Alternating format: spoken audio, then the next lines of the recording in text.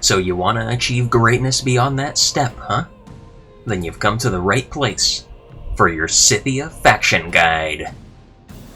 In real life, the Scythian people were ancient Iranic nomads who migrated to the Eastern European plains in the 9th and 8th centuries BC, displacing the Cimmerians. They came to dominate the Pontic steppe courtesy of their skill in mounted warfare, hence the term Scythian itself meaning archer in their own language. By the era of the game we're familiar with, Scythia would be getting invaded and consumed by Sarmatia. But not in your hands, because I'll teach you about Scythia's tech tree, roster, and strongest opening moves to achieve your Revenge of the Scythians. Despite their Iranian origins, Scythia is placed in the barbarian culture group in-game.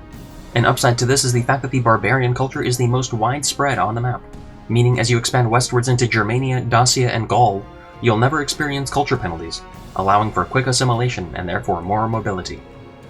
Additionally, your economy is very weak in this part of the world, so only needing to upgrade to level 3 to attain your ultimate units is a bit of a blessing in disguise. Your weaknesses are the lack of water infrastructure buildings, limiting your public health and causing plagues that you are defenseless against, as well as the lack of public order buildings, which you will need when conquering Greek and Roman settlements. Also, Scythia doesn't need a strong navy, but you are only limited to a level 2 port, limiting your trade income potential when you conquer the Greek and Italian regions. Finally, you are only capable of building dirt roads, which will severely limit how fast your armies can travel around the vast, empty steppes of Eastern Europe.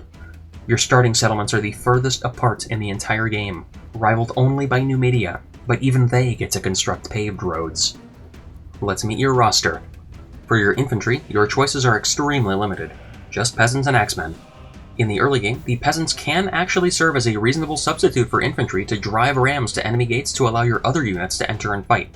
You can then station the peasants as garrison, as you'll be conquering some small towns at the start of the campaign. The axemen are reasonable units, and can generally hold a line, but shouldn't be relied upon as the brunt of your military power. Your first cavalry unit, the Scythian horse archers, is actually the best you will have all game, and maybe the best tier 1 barracks unit in all of Total War Rome 1. This is because of their massive ammo deposit of 2160, besting all your other ranged units except the dedicated archers. Multiply this ammo deposit by their missile attack, and you get their total damage, justifying keeping them as your main cavalry all game.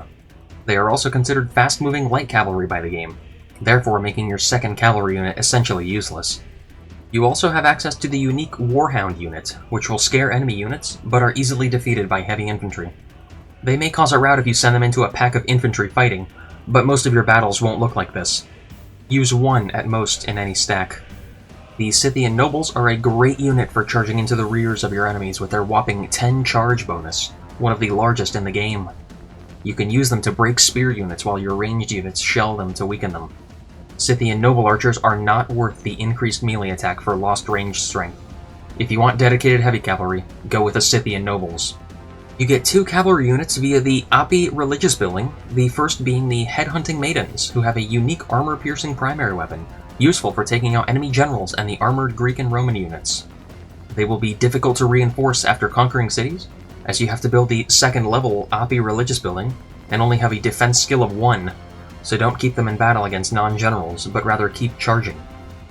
The Scythian noblewomen are the level 3 Api religious unit, and sacrifice ammo for melee attack and increased range.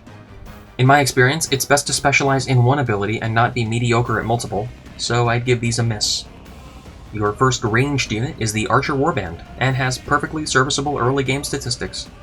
You may also want to use it to carry rams to break walls if you don't have any peasants or axemen with you. Your second ranged unit is a noticeable improvement. The Chosen Archer Warband are stronger and more durable than their first level counterparts, but perhaps more useful is their increased range, allowing you to shell units more before skirmishing backwards. You also get access to onagers should you like to shell stone walls instead of sapping them, but these will severely limit the movement speed of your army stacks on the campaign map. Let's talk about early game strategy. Strangely, your capital at the start is not optimized for corruption, and you should move it to Tenace on the very first turn to make a little bit more money. Your faction leader starts out in Campus Scythia and is already pretty good, coming in at 633, and you have the green light to take the entire army he commands and invade Thrace on the very first turn of the game. Thrace only has 4 units to your 6, and you can easily shell them until they are weakened. This siege will teach you the basics of horse archers in cities. Build a horse archer every turn in Campus Alani, and when full, conquer the Parthian settlement in the northeast of the map. Know that if this settlement revolts, it will return to Parthia, so keep it on low taxes and forget about it.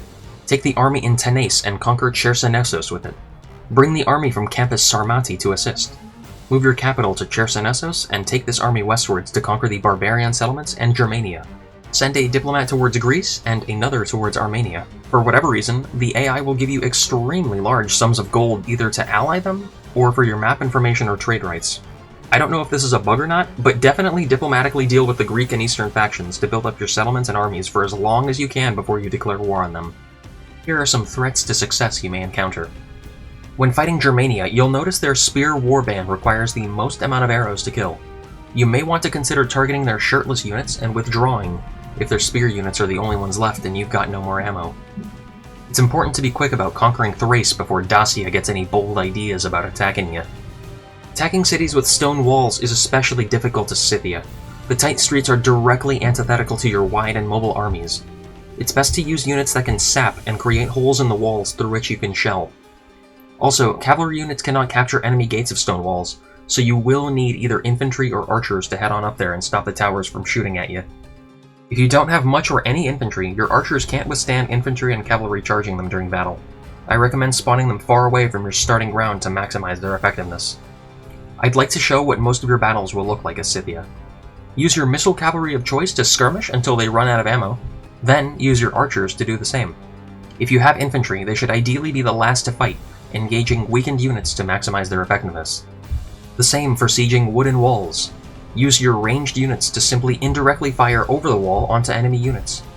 It seems to be an oversight that your units can sense where enemy units are even though none of your units on the ground have vision on them. Honestly, I found Scythia surprisingly easy to handle, even on very hard difficulty, which makes their hard difficulty rating in the faction menu feel a bit misleading. One issue worth mentioning is a strange bug where cavalry units occasionally ignore movement orders, something I've only encountered with Scythia. Hopefully Creative Assembly or Feral Interactive will patch that in the future. The real challenge of Scythia lies in its weak economy. Even after conquering Italy and Greece, I didn't see the same economic boost I'd get with other factions, so managing your finances will be key. Completing the long campaign rewards you with the rare Feminist Wave achievement, which at the time of recording is held by just 0.6% of players. Thanks for watching. If I missed anything, please comment below, or tell us why Scythia is your favorite faction in Rome 1. Be sure to subscribe and stay tuned for my next faction guide, where we'll dive into Macedon.